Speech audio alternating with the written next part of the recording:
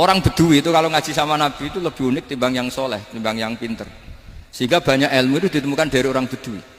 Karena cara berpikir itu aneh. Kalau orang soleh, orang waras kan berpikirnya ada aneh, standar. Jadi orang Bedui itu aneh.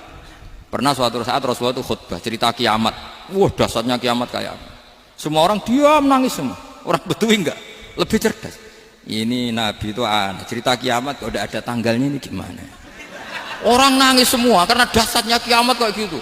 Bumi dihancurkan, wus. Pantas sudah nangis dewi-dewi. Ya ono sing nangis pabrik banyune macam-macam ya. Ini kalau kiamat gimana ini perjalanan air kemasan saya kan orang mikir. Mikir dewe-dewe gitu. Tapi ini enggak. Orang Bedui cara berpikir tuh enggak. Malah ya Rasulullah, mata sa'ah. Engkau itu cerita kiamat tapi enggak jelas tanggalnya. Kalau cerita kiamat ya harus jelas dong kapannya. Jadi unik. Jadi cara berpikir sahabat kaget semua loh. Kaget. Sehingga tanya, mata sa'ah ya Rasulullah. Lama-lama Nabi diangen-angen ngono. Bener juga orang ini. Saya cerita kiamat kok enggak jelas kapannya. Ini Nabi menjawab. Tapi karena Nabi orang-orang yang sangat pinter, tanya balik. Ma'atattalaha. Lalu kalau kamu berani tanya kiamat kapan, saya tanya balik. Ya persiapan kamu apa? Jawabnya santai aja. Fa wallah ma'atattalaha kabira sholatin wala siyamin walakinni uhibbuka ya Rasulullah. Saya enggak menyediakan apa-apa, sholat saya biasa aja, maksudnya standar. Ya kira-kira 5 waktu pas. Ya jenis saya lah kira-kira gitu. Wala kabira siyamin, dan saya puasa ya standar saja pas. Walakinni uhibbuka ya Rasulullah. Tetapi saya mencintai engkau ya Rasulullah.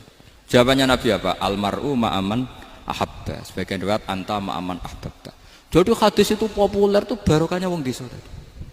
Andai kan dia punya etika maka sowan dulu tanya 4 mata. Itu jadi hadis ahadi. Tapi barokahnya dia selonong di depan umum. Zaman Nabi khutbah itu jadi hadis mutawatir. Jadi kadang barang baik itu barokahnya orang yang enggak baik. Maksudnya su'ul adab. Tanya gitu kan su'ul. Tapi itu barokah. Akhirnya hadis itu mutawatir karena didengar ribuan sahabat yang mendengarkan khutbahnya Rasulullah. Jadi barokahnya orang su'ul adab itu ya ada. Karena Allah yang mendesain ini. Akhirnya kata sahabat, kata Anas bin Malik, mereka itu mangkelnya bukan main sama Arabi tadi karena tanya nggak sopan sama Rasulullah. Tapi setelah Nabi jawab almar'u ma'aman ahabba fama farihu bisyai'in farahum bidzalika batal. Mereka tidak pernah senang dengan hadisnya Nabi sesenang riwayat almar'u ma'aman ahabba. Barokahnya Arabi. Makanya di kalangan kiai itu masyhur gara-gara titik wong mati. Ada santri nggak pernah mengkonfirmasi baca Hayyatun Sauda Dawaun Mingkul Lida. Kitabnya dia itu titiknya 2. Jadi ular yang hitam itu obat dari segala penyakit. Nyalilah ular hitam dan itu kobra. Taqabbalallahu minna minkum, maksudnya mati.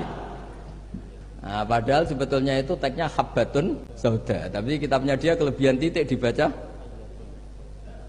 Hayyatun Sauda. Harusnya kan Habbatun Sauda. Makanya sama dengan Sa'duna fid dunya yang lagu kesayangannya Mbah Mun itu isfa'u lil mukhtar sebetulnya itu karena isfa'u nyafa'ati sira kabeh lil mukhtar mari wong sing bingung bila nuktah. Nah, tapi nanti kalau setelah muji Sayyidah Fatimah wa abihal mukhtar bil kha karena maksudnya Kanjeng Nabi. Nah, hal gitu itu harus ditasah, jangan dengernya yang paling populer mukhtar terus semuanya. Masa berarti isfa'u nyafa'ati sira kabeh lil mukhtar mari Kanjeng Nabi sing dipilih. Sing butuh syafaat iku kowe ra Kanjeng Nabi, bocah kok sembrono. Nah, halal gitu itu ini pesannya Mbah Hasyim. Murid itu harus menaskah bacaannya. Ayu sahiha ma yaqra'uhu qabla hifdhi tashihan jayidan imma ala syekh au ala ghairihi mimman yutkinuhu. Makanya saya alhamdulillah termasuk Gus modern yang sampai sekarang terima sorogan. Mulai diantaranya setujunya orang alim-alim top.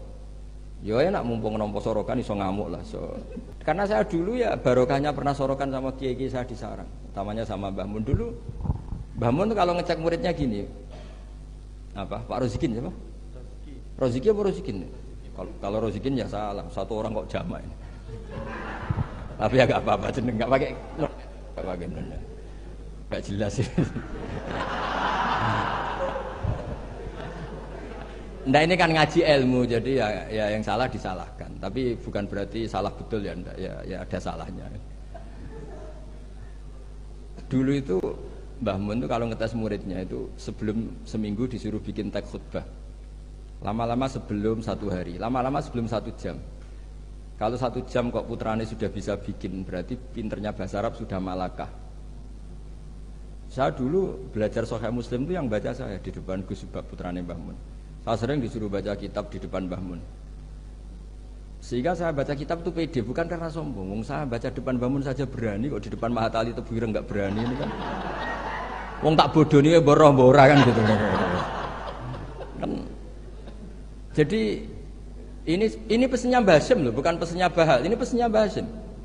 Tak baca ya awas kalau enggak dilakukan. Ini katanya Mbah Hasyim.